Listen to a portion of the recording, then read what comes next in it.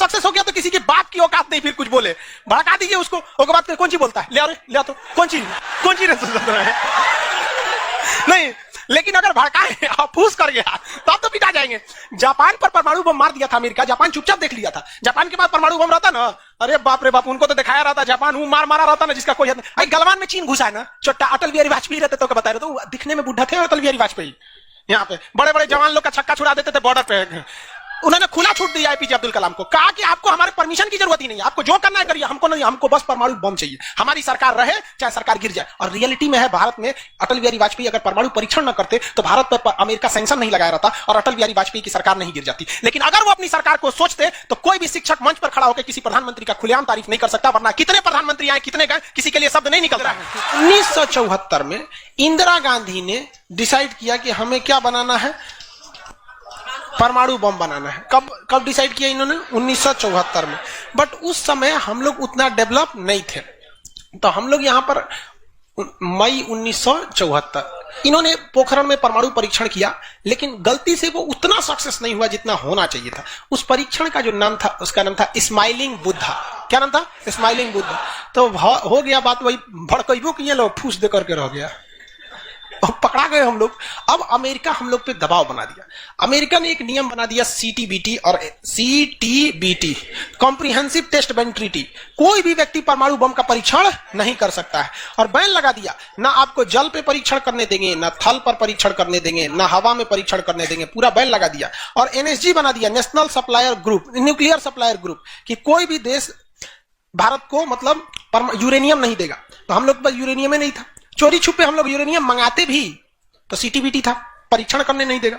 भारत ना एनएसजी को माना है ना सीटीबीटी को माना है, और एनपीटी लगा दिया, न्यूक्लियर नॉन प्रोलिफरेशन ट्रीटी, नाभिकीय अप्रसार संधि, की कोई भी देश दूसरे देश को मतलब टेक्नोलॉजी नहीं बेचेगा कि परमाणु बम बनता कैसे। मतलब साला चोट्टा चारों ओर से घेर दिया। कभी कभी गरिया देते हैं यार, क्या हम मशीन थोड़े हैं कि जो सेट कर दिया वही बोलेंगे। देश पे बात आती है तो हम सब भुला जाते हैं। तू दोस्त है ट्रम्प है कि बाइडेन है, सोच रहा बाहर में जा तू कोनो चीज हो। यहाँ पहले हमको मतलब तुम बनाओ परमाणु बम, कोई दिक्कत नहीं, हम लोग दिवाली वाला धुकधुआ बनाएंगे। मतलब एनपीटी क्या कहता है, न्यूक्लियर नॉन प्रोलिफरेशन ट्रीटी, नाभिकीय अप्रसार संधि, कि कोई देश दूसरे देश को परमाणु टेक्नोलॉजी नहीं देगा। एनएसजी, कोई देश मतलब बिना परमिशन, एनएसजी के बिना मीटिंग के मतलब यूरेनियम सप्लाई नहीं करेगा। और यूरेनियम उसी को सप्लाई करेगा जिसने सीटीबीटी पर साइन किया कि हम परमाणु बम का परीक्षण नहीं करेंगे। रे भाई साहब, परीक्षा माने बम बना के क्या कर लेंगे, मान के चलिए हमारे पास टेक्नोलॉजी आ गया, ठीक है, और एनएसजी से हम सप्लाई करके यूरेनियम भी ले लिए। एनपीटी कहता है बम में परीक्षण नहीं करने देंगे। तो भाई बना के रखने से थोड़े होता है, एक बार पटके उठ के तब ना समझ में आएगा काम कर रहा है कि नहीं। पता चला बना के रख लिया, युद्ध में पटके तो धुआं देके रह गया। तो एक बार परीक्षण मतलब चारों ओर से हम लोग को घेर दिया था। अब भारत वाले वैज्ञानिक भी तो मतलब है सब उसी हिसाब के ना। भारत वाले ने कहा कि एक काम कीजिए, एक समझ में नहीं आ रहा है, अमेरिका से कहिए तू हमारे यहाँ परमाणु बिजली घर लगाओ।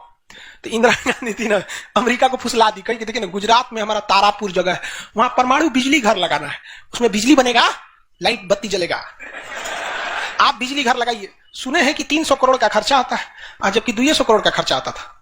तो अमेरिका लपलपा गया कि अरे दादा बिना मोलाई तो रेट बढ़ा दी है। अजब हाल है भाई, महिला मोलाई ना करे, ऐसा हो सकता है? महिला को कोनो सामान फ्री में कहेंगे तो कहेगी 2 गो दे दो। तो अमेरिका ने सहयोग कर दिया, हाँ हम पूरा परमाणु बिजली घर बना देंगे, बिजली बनेगा, आपके यहाँ भुक लाइट जलेगा एकदम। तारापुर में 1972 में बिजली घर लगा दिया। अब बिजली घर चलेगा कैसे? इंदिरा गांधी हमें यहाँ यूरेनियम नहीं है, एक काम कीजिए, जो बिजली घर लगा है ना उखाड़ के ले जाइए अपना, ठेका कैंसिल। कहा अरे पगली कही तो पैसा दे, तो पैसा कौन सी क्या, ये तू कौन सी तू बनी ले एनएसजी कि हम यूरेनियम नहीं देंगे। कहा अच्छा तुमको दे देंगे, कोई दिक्कत नहीं। अब वो यूरेनियम लिया था हमें बिजली घर में भड़काने के लिए। अरे भैया तू ले आओ ना, हम लोग ने डिसाइड करेंगे इसको भड़काना किधर है। इधर आया 1972 में तारापुर में, उधर तैयारी चल रही थी 1974 में, हम लोग ने उसमें से निकाल के इसमें भड़का दिया। बाद में पता चला गलती हो गया, अमेरिका होशियार निकला, जो यूरेनियम बिजली घर में लगता है वो 20% इनरिच रहता है, और परमाणु बम में 80% इनरिच चाहिए होता है। हमसे गलती हो गया, ससुरा जातो गया भातो ना मिला, भड़काइयो दिए, बदनामो हो गए लोग, सब सतर्क हो गया, सब हरक गया, सब देहात में बोला जाता है ना, हरक गया सब। ले भाई हम लोग को पता नहीं था, हम लोग कच्चे मसाला पे भड़का दिए थे लोग। अब क्या हो, इस सब 75 को नियम लगा दिया, हम लोग को कोई देता ही नहीं था। तो बस अब भारत में वैज्ञानिक, इंदिरा गांधी ने प्रोग्राम को कैंसिल नहीं किया, कहा कि बनाइए। अब भारत में धीरे धीरे आगे गए, एक से एक वैज्ञानिक मिल गए सब। उसमें एक चिदम्बरम थे, बहुत मशहूर वैज्ञानिक, और उसके बाद मिल गए हमारे एपीजे अब्दुल कलाम, सोने पे सुहागा। इन्होंने परमाणु बम बनाने की पूरी तैयारी कर ली। अब तब तक लेकिन कोई भी प्रधानमंत्री डरे उन लोग को खुली छूटे नहीं देता था कि परमाणु भड़काइए, क्योंकि अगर फूस हो गया, देखिए भड़क के सक्सेस हो गया तो किसी के बाप की औकात नहीं फिर कुछ बोले, भड़का दीजिए उसको। उसके बाद कौन सी बोलता है, ले तो कौन सी नहीं, लेकिन अगर भड़काए और फूस कर गया तो पिटा जाएंगे। जापान पर परमाणु बम मार दिया था अमेरिका, जापान चुपचाप देख लिया था। जापान के पास परमाणु बम रहता ना, अरे बाप रे बाप, उनको तो दिखाया रहता, जापान मारा रहता ना जिसका कोई मजबूरी हो गई थी। तो भारत के सामने यही रास्ता था कि भैया अगर भड़का दिए और अगर सक्सेस नहीं हुआ तो इस बार माफी मिलने वाला नहीं है, क्योंकि 1974 में एक बार माफ कर दिया था। लेकिन अटल बिहारी वाजपेयी का जब नेतृत्व आया प्रधानमंत्री का, अटल बिहारी वाजपेयी ने कह दिया था भैया कुछ भी हो जाए, कुछ भी हो जाए, हमारा देश रहना चाहिए। आज के नेता रियलिटी बताते हैं। अटल, हम और आप उस पीढ़ी में से हैं जिन्होंने एक साथ दो महापुरुष को अपने देश में देखा, राष्ट्रपति के रूप में एपीजे अब्दुल कलाम और प्रधानमंत्री के रूप में अटल बिहारी वाजपेयी। और यह सौभाग्य पृथ्वी पर अब किसी को नहीं मिलने वाला है, क्योंकि ये ऐसे लोग थे जिनका अपना परिवार बाल बच्चा कुछ नहीं, देश ही समझा मतलब देश है, मतलब देश है यहाँ पे, और कुछ नहीं। यहाँ पे गलवान में चीन घुसा है ना, छोटा अटल बिहारी वाजपेयी रहते तो बता रहे, तो दिखने में बुढ़ा थे अटल बिहारी वाजपेयी। यहाँ पे बड़े बड़े जवान लोग का छक्का छुड़ा देते थे बॉर्डर पे। उन्होंने खुला छूट दिया एपीजे अब्दुल कलाम को, कहा कि आपको हमारे परमिशन की जरूरत ही नहीं है, आपको जो करना है करिए, हमको नहीं, हमको बस परमाणु बम चाहिए, हमारी सरकार रहे चाहे सरकार गिर जाए। और रियलिटी में है, भारत में अटल बिहारी वाजपेयी अगर परमाणु परीक्षण न करते तो भारत पर अमेरिका सैंक्शन नहीं लगाया रहता और अटल बिहारी वाजपेयी की सरकार नहीं गिर जाती। लेकिन अगर वो अपनी सरकार को सोचते तो कोई भी शिक्षक मंच पर खड़ा होकर किसी प्रधानमंत्री का खुलेआम तारीफ नहीं कर सकता, वरना कितने प्रधानमंत्री आए, कितने गए, किसी के लिए शब्द नहीं निकलता है। तो इतिहास हमेशा याद रखिएगा, आपको न्यौछावर करना पड़ेगा। यहाँ पर ऐसे चमचागिरी करने से किसी का नाम लेता आदमी, लेकिन विरोधी भी जिनका नाम लेते हैं ऐसे महापुरुष थे अटल बिहारी वाजपेयी, एपीजे अब्दुल कलाम। कोई है जो गिर जाएगा? हाँ, उससे अपने बेचारा शर्मा जाएगा, किसको बोले। उन्होंने खुला छूट दिया और कहा कि जो करना है करिए। एपीजे अब्दुल कलाम कहे ठीक है, लेकिन अमेरिका को पता चल गया कि सोचा एपीजे अब्दुल कलाम चल गया हमारा, ये पक्का सफल कर देगा, तो उसने उसके ऊपर ना सैटेलाइट छोड़ दिया। अमेरिका से सैटेलाइट छोड़ा और भारत के ऊपर निगरानी करने के लिए। अब यही गलती कर दिया अमेरिका से। सुना, एपीजे अब्दुल कलाम को फुसलाने के लिए नासा बुलाया, आइए ना, आइए नासा आइए, तो एपीजे अब्दुल कलाम चल गए और कहा कि देखिए देखिए कितना बड़ा बड़ा मशीन है नासा में। ऐसा ना इंडिया में है, टूटल फूटल स्टेबलाइजर रख ले रहता है, स्टेबलाइजर का नट उड़ जाता है तो पिलास से दाब के करता है। कहा वहां वैज्ञानिक बने, यहाँ ये हमको नासा का हेड बना देंगे। यहाँ पर कहा कि ठीक है, हम नासा का हेड हम क्या करेंगे, हमारा कौन है, ना बाल बच्चा ना कुछ, एक को चीज है मेरे लिए, मेरा दुनिया में कुछ नहीं है, केवल और केवल मेरी भारत माँ है, आप वो भी छीन लेंगे हमसे, ऐसा थोड़े हो सकता है।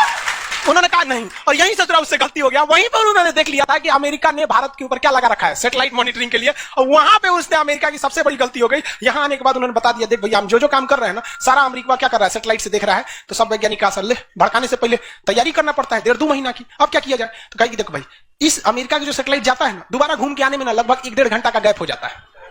इसी बीच में जो करना है करो। कहा कि 1.5 घंटा में कौन सी करेंगे। तो अटल बिहारी वाजपेयी ने खुला छूट दिया था किसको, एपीजे अब्दुल कलाम। एपीजे अब्दुल कलाम ने कह दिया ना कि एक काम कीजिए, ऐलान कर दीजिए कि यहां मिलिट्री एक्सरसाइज होने जा रहा है, सेना यहां युद्ध अभ्यास करेगी, कैसे युद्ध लिया जाता है, एकदम ओरिजिनल युद्ध का मैदान। अब युद्ध में कहीं घर बन रहा है तो कोई पूछ रहा है काहे लिए बन रहा है, इसी पे बम मार के प्रैक्टिस करेंगे। घर नहीं बन रहा था, वो इसलिए बन रहा था कि परमाणु बम कितना खतरनाक होगा।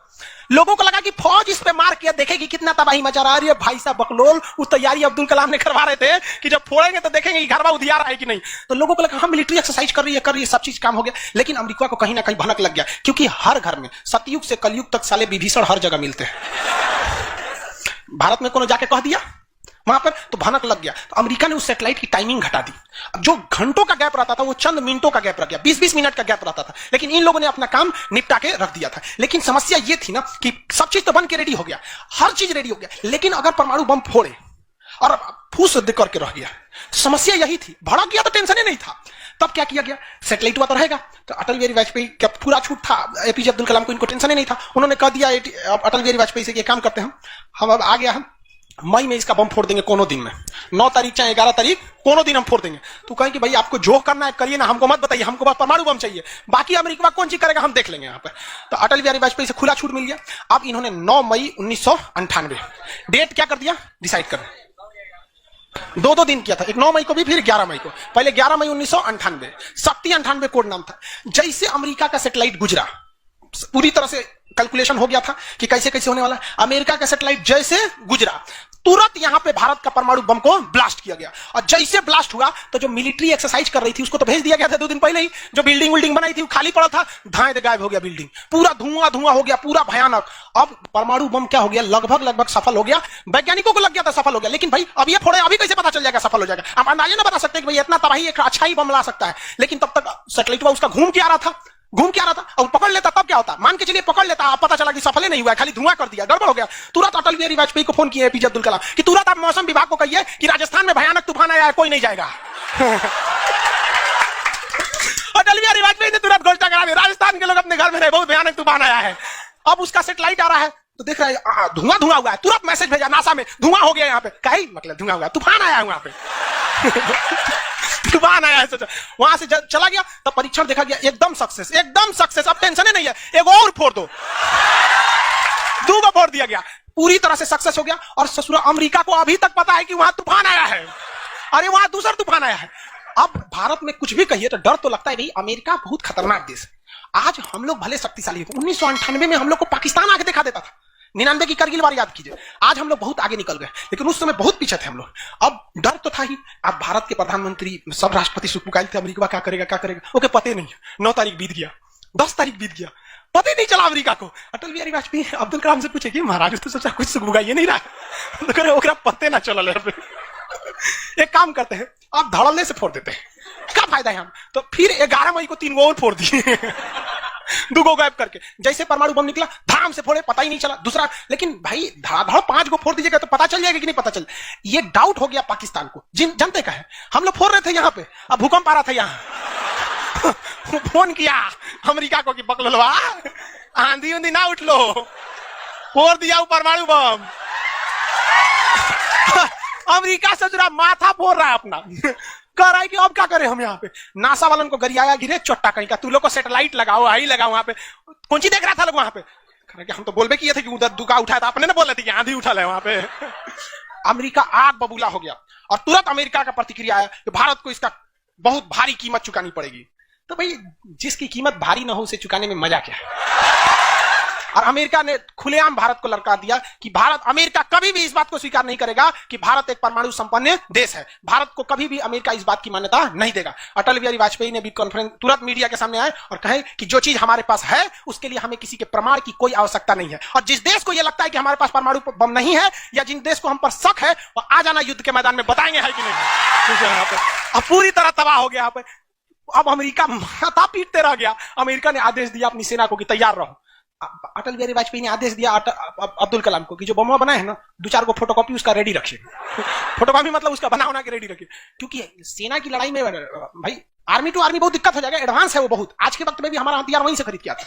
भारत ने भी डिसाइड कर लिया कि जो होगा आपकी परमाणु बम से होगा। अमेरिका भी डर गया कि ना भाई इससे लड़ना ठीक नहीं है।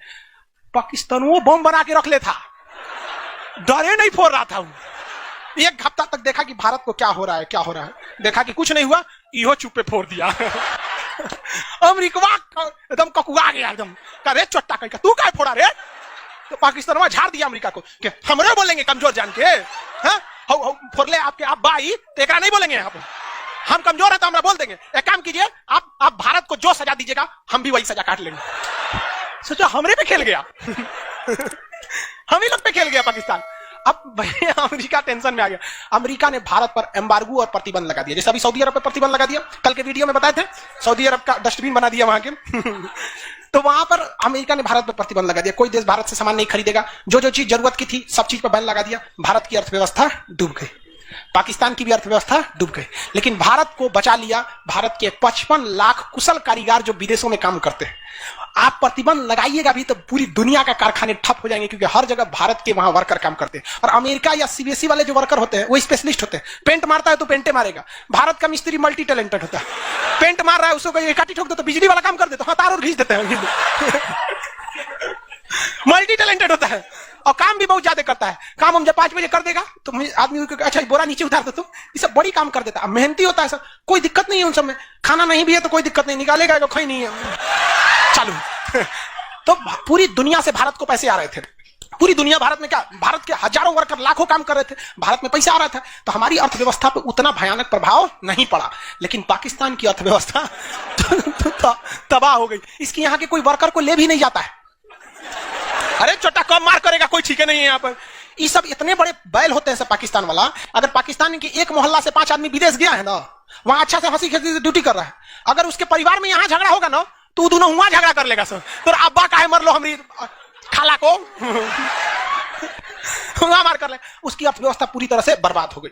अब पाकिस्तान के साथ अजीब सी दिक्कत था, अमेरिका अर्थव्यवस्था बर्बाद कर दिया, लेकिन पाकिस्तान भाई साहब हरामियों में नोबेल पुरस्कार मिलता तो हर साल यही लाता।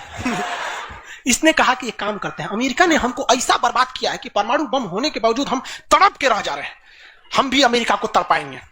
यह कहता है ना कि हम किसी से खरीद नहीं सकते हैं, व्यापार नहीं कर सकते, एक काम करते हैं हम परमाणु बमें बेचते हैं। सचरा उत्तरी कोरिया को बेच दिया, किंग जोंग पगला को देखे, उसका टेक्नोलॉजी पाकिस्तान दिया है, सद्दाम हुसैन को, ईरान को, सबको बेचने लगा कि सारा थ्योरी ले आके देखता था कि देखिए ऐसे ऐसे परमाणु बम बनता है, लीजिए 20 करोड़ दीजिए जाइए। अब अगला हिसाब, एक महीना तो काटेगा आदमी, अगला हिसाब देखे अमेरिका कर रहा है, पाकिस्तान में छोटा क्या कर रहा है, क्या कर रहा है, मरे हम भूखे मरे, आप प्रतिबंध हटा दीजिए नहीं तो हम इसको फेसबुक पे डाल देंगे।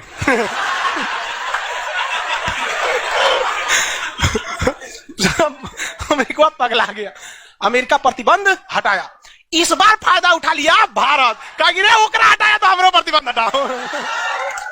समझ आ गया कि नहीं? तो गलती से भी अगर हम लोग जब भी एक दूसरे का अंतर्राष्ट्रीय मंच पर साथ दिए हैं ना, तो दोनों को फायदा हुआ है। लेकिन ये चुट्टा उसको समझ में नहीं आता है। अभी भी अगर वो शांति से रहेगा ना तो बहुत आगे जाएगा, और अशांति से रहेगा तो एकदम में आगे चल जाएगा। परमाणु परीक्षण समझ आ गया? किसी कोई दिक्कत कहां होता है? पोखरण में। आज भारत परमाणु संपन्न है या नहीं है? परमाणु की आवश्यकता है नहीं। अब अमेरिका केस कर दिया भारत पर, कहा कि आपने न्यूक्लियर प्रसार संधि तोड़ा है। भारत ने कहा हम नहीं तोड़े, हमने किसी से संधि मंगाया ही नहीं है, हमारे खुद के वैज्ञानिकों ने खुद बनाया है। और ये बात खूब एपीजे अब्दुल कलाम ने बोला था। कौन सी बोलता है चुराए, हम बनी ले, बताएं कैसे बनता है। कहा कि अच्छा ठीक है ये नहीं है, लेकिन आपने यूरेनियम तो चोरी से मंगाया। कहा चुप चट्टा कहीं का, चोरी से मंगाया, हमारे केरल में यूरेनियम निकलता है, जादूगोड़ा की खान झारखंड से निकलता है, उसी से हम बनाए, हम किसी से भीख नहीं मांगे हैं, हम हिंदुस्तानी हैं लोग, यहाँ पे भीख में तो हमें कुछ भी नहीं चाहिए। तो एनएसजी कहा कि अभी तब कहा अब कौन सी पे मुकदमा ठोके, तब इसमें ठोक दिया भारत पे। आपने परमाणु परीक्षण किया क्यों है? भारत ने ये मुकदमा जीत लिया। जानते हैं कैसे? कहा कि कैसे, हमने तो कोई नियम नहीं तोड़े। सीटीबीटी कहता है आप पानी में नहीं फोड़ सकते हैं, जमीन पे नहीं फोड़ सकते हैं, हवा में नहीं फोड़ सकते, हम जमीन के अंदर फोड़े हैं। भारत ने कहा फोड़ा था? जमीन के अंदर। तो भारत को उस समय हर चीज साथ दिया था, बुद्धि, विवेक, बल, शक्ति सब रहना चाहिए, तब आप जीत सकते हैं। ऐसा नहीं कि परमाणु बम ले लेने से आपको जीत जाएंगे। कब कैसा सिचुएशन था, आंधी आया है, परमाणु बम फूट गया तो